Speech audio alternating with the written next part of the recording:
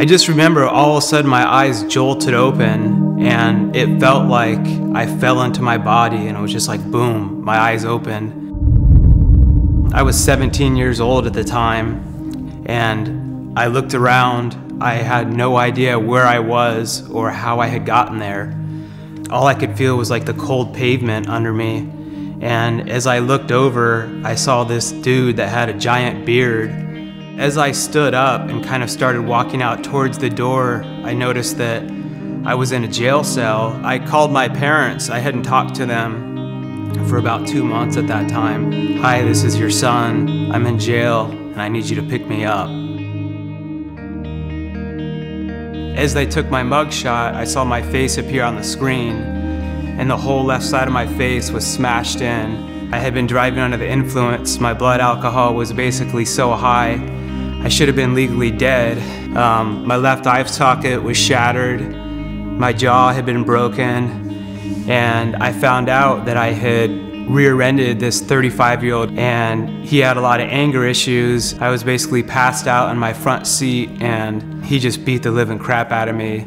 And I just kind of laid there like a catatonic punching bag. My dad just at this point almost had given up on me because I've put them through so much over the years. It was like a 15-minute car ride home to their house, and that was probably one of the longest 15-minute rides that I could ever imagine. I had to get braces, and at that point in time I had actually never read a book in my life. My dad happened to have an old copy of Stephen King's Pet Sematary, and I just happened to pick it up and I started reading it. And it was the first time I actually became interested in reading in my life. I didn't have the type of roommates that would take you home from a place. Like, I had the type that if we were passed out, they would like dump more shots down your throat while you were unconscious. I remember telling them, you know, I was thinking about going to college, and they all laughed at me. To this day, the 2 roommates I had, both of them are dead. One got way too high on cocaine one night. He has a daughter, a little girl, and he just blew his head off. The other one, I found out, overdosed on cocaine and sleeping pills. I'm not the type of guy that likes to preach down people's throats, but I definitely did believe in God. But I remember just kind of starting to listen to him more for the first time, and him saying, you know, the reason you're not seeing any fruits in your life is because of the choices that you're making. I always tell people kind of one of the first things I did, besides reading that first book, was choosing to stop hanging out with the people I was hanging out with. When I got into college, again, I was always raised with a mindset. I was told I had ADHD.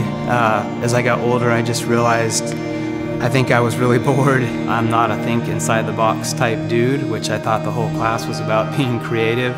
It was supposed to be creative writing, but because I saw things in a different way than her, I mean, I could handle getting a D, but she knew I had talked about I really wanted to be a writer one day.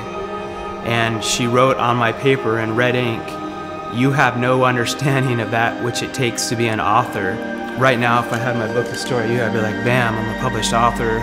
Don't let anyone else tell you what you can or cannot do. 10 years later, as I was writing this book, I could still hear her voice, and it was like I could see the red ink. Don't ever let a teacher like that or anyone else tell you what's in your heart.